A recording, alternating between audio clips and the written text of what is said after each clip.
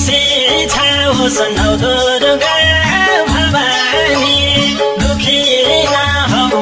साथमा नभानी चाडबाड मनाइदेऊ दशैँको सबैलाई शुभकामना